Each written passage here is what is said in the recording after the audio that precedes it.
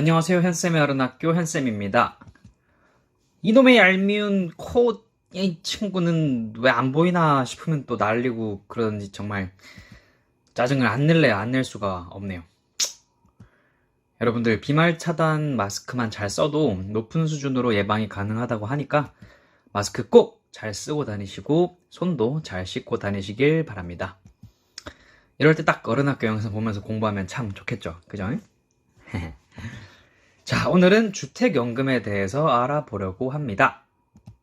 영상 시작하기 앞서서 이번 영상도 좋아요와 구독하기 잊지 말고 많이 눌러주세요. 얼마 전에 현쌤이 TV를 보다가 한 프로그램에서 노인분들이 주택연금을 주제로 난상 토론을 하는 프로그램을 보았다고 합니다. 주택연금의 장점을 주장하는 한 노인은 자식 눈치 안 보고 여유롭게 생활할 수 있어서 좋은 거 아니냐? 라는 식의 입장이었고, 반대 의견은 가진 거 하나 없어도 그나마 내 집 한 채라도 자녀들 챙겨줘야 하는데 그 집을 담보로 연금을 받아버리면 어쩌냐는 식이었습니다.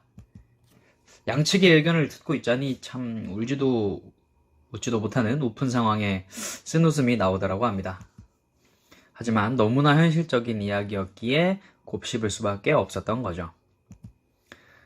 2010년대를 넘어오면서 수백 년간 대한민국 국민의 정신세계를 지배하던 유교 사상이 빠르게 퇴색되고 있고 노인 문제가 본격적으로 심각한 사회 문제로 다뤄지고 있는 오늘날 주택연금은 현 시대를 살아가는 노령층에게는 정말로 무겁고 중요한 이슈입니다.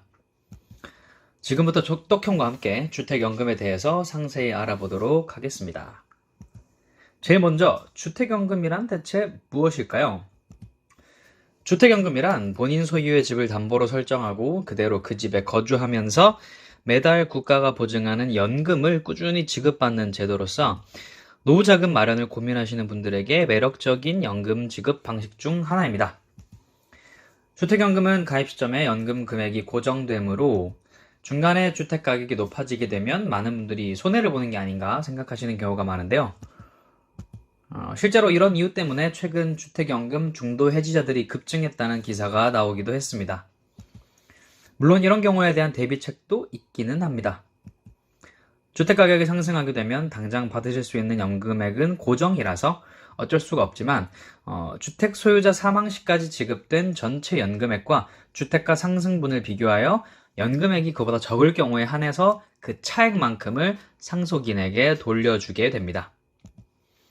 따라서 위와 같이 주택가격이 상승했다고 당장 해지하시는 행위는 신중하지 못한 행위일 수 있습니다. 주택연금은 해지 후 3년이 경과한 시점이 되어야 재가입이 가능하고 만약에 주택가격이 최초 설정 시 가격보다 낮은 수준으로 하락하게 되면 재계약을 하더라도 지급되는 연금액이 해지 전보다 오히려 줄어들 수도 있기 때문입니다. 꼭 잘 생각하시고 판단하셔야 됩니다. 다음으로 주택연금 가입 방법을 알아보겠습니다. 우선 필수 조건은 만 55세 이상이셔야만 가입을 하실 수 있고 가입 연령과 주택 가격에 따라서 아래와 같이 연금액이 결정됩니다. 주택연금의 실행 절차를 알아보면 보증신청, 보증심사, 보증금 발급, 배출 신행 순으로 이루어집니다. 첫째로 보증신청 단계에서는 신청인이 주택금융공사를 직접 방문해서 보증 상담을 받고 보증 신청을 하셔야 됩니다. 두 번째로는 주택금융공사가 서류와 상담 내용을 바탕으로 신청인의 자격 요건, 담보주택의 가격 평가 등에 대해서 심사를 진행합니다. 세 번째로 주택금융공사는 보증 약정 체결과 저당권 설정의 과정을 거쳐 금융기관에 보증서를 발급합니다.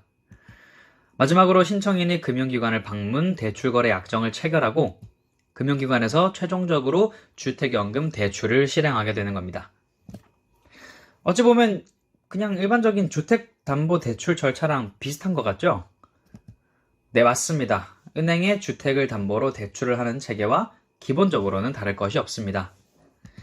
주택을 사기 위해서 해당 주택을 담보로 큰돈을 빌려 잔금을 치게 되면 주택담보대출이 되고 이미 구입한 짐을 담보로 은행에 일정한 돈을 연금 형태로 받으면 주택연금이 되는 것입니다.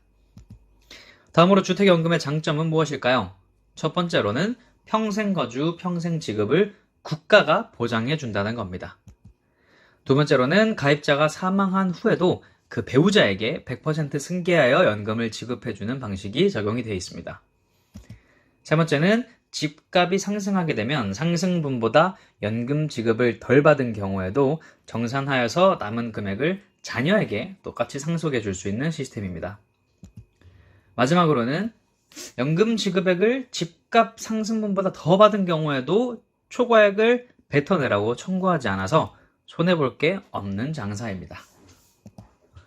그래서 한국적인 빨리빨리 정서만 없으시면 손해볼 게 별로 없는 제도인 셈인데요. 최근에 부동산 가격이 급등해서 원래는 이제 가입 주택 요건이 시가 9억 원이 가입 기준이었었는데 2020년 9월 25일 금융위원회에서 주택연금을 가입할 수 있는 주택의 가격 상한을 높여서 주택금융공사법 개정안을 발의, 국회 정무위원회 전체회의를 통과했다고 밝혔다고 합니다. 이를 통해서 주택 시가 9억에서 공시지가 9억 이하로 기준이 상향되었습니다. 이로써 가입 대상이 12만 가구 정도 늘었다고 하네요. 그리고 개정안 덕분에 주거용 오피스텔에 거주하고 있는 고령층 약 4만 6천 가구도 주택연금에 가입할 수 있게 되었다고 합니다. 그러면 주택연금에 대해 생길 수 있는 몇 가지 의문점에 대해서 알아보겠습니다. 물가가 오르면 연금 지급액은 어떻게 될까요? 안타깝게도 물가 상승과 관련 없이 가입 시점에 결정된 월 지급금으로 지급됩니다. 주택가격이 변동되면 연금 지급액은 변동이 될까요? 주택가격이 변경되어도 처음 가입할 때 정해진 연금액을 본인과 배우자가 사망할 때까지 지급됩니다. 세 번째는 연금 가입 후에는 주택 소유권이 어떻게 되나요? 가입 후에도 주택 소유권은 가입자 본인에게 유지가 되게 되어 있습니다.